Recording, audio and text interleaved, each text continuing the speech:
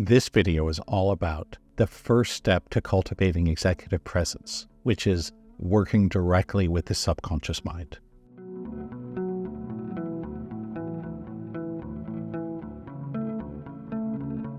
My name is Brent Michael Phillips. I am an MIT-trained software engineer, turned video game entrepreneur, turned healer and spiritual teacher, turned executive coach.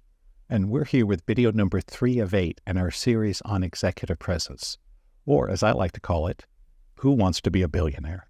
So to give you a big picture idea of how the subconscious impacts your presence, your gravitas, your charisma, let's use the metaphor of plumbing. And so what determines how much water can flow through a pipe? Well, there's a couple different factors. One is the size of the pipe. Another is how much water you're putting into it. But a third factor is how clear and clean the pipes are. Because if something gets stuck in the pipe and blocks the flow, you've got a problem. Anyone that's ever had to get out the plunger and unblock your toilet knows what I'm talking about. It's not a fun job. But that's what happens to us. And in video number 2, we talked a little about the idea of getting more consciousness into your body, of letting life force or chi or ki or prana or however we want to think about that flow through us. And it moves through our body the same way water moves through a pipe. And if you have big blockages, you're going to be at a huge disadvantage. You really won't be able to go very far until we clear those blockages.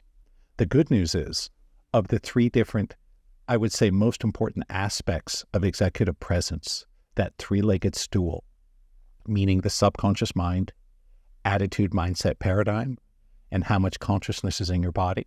This is actually the easiest and most straightforward to work with.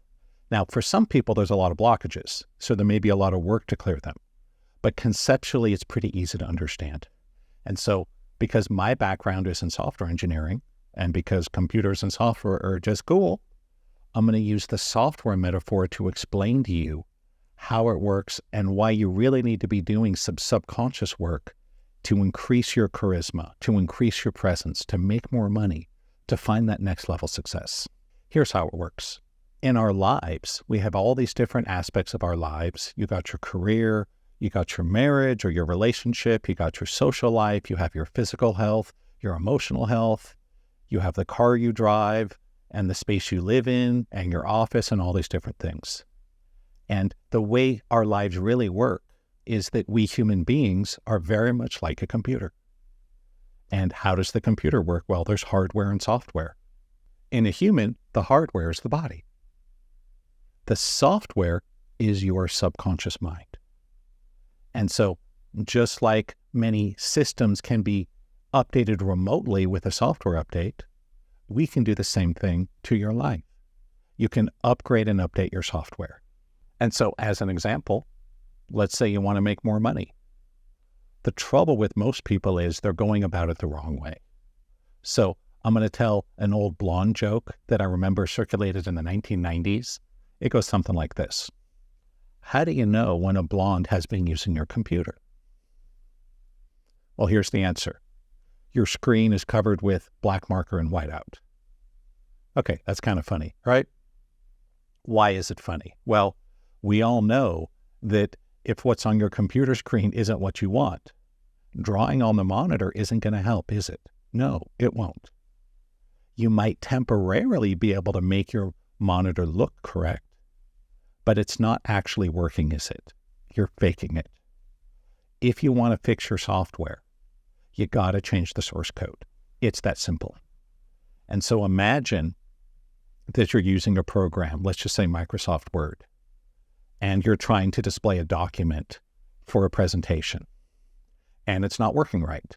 Well, one thing you could do is you could go and hire an artist to draw the computer screen exactly the way you want it for every different step of the way, and then have all these big paintings put up in the conference room. It's like, what? That's a huge amount of work, right? Or you can just fix the software. And so if there's a bug in your program, you got to get into the source code. You got to fix the software.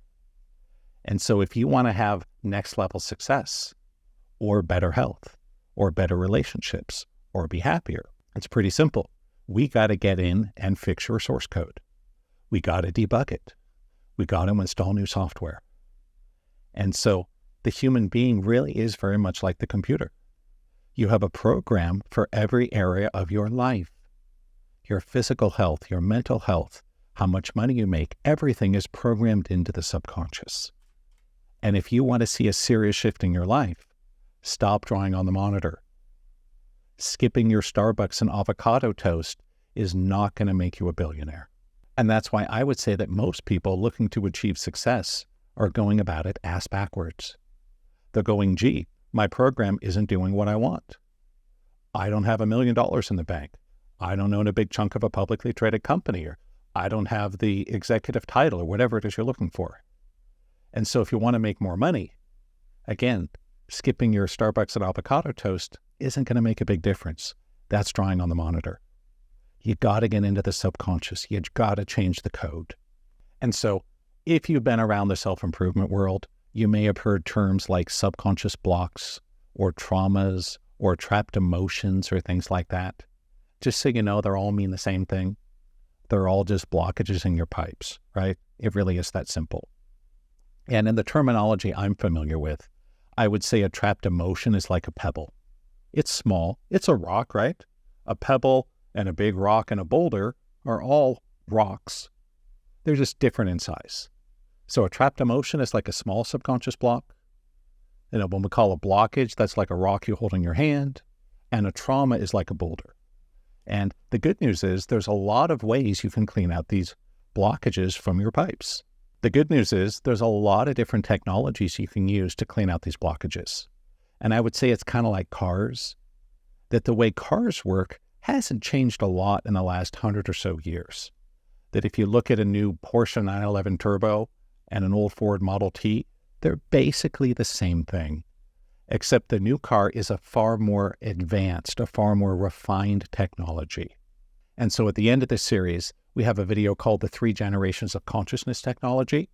So short version is, your typical mind power positive thinking will not shift the subconscious.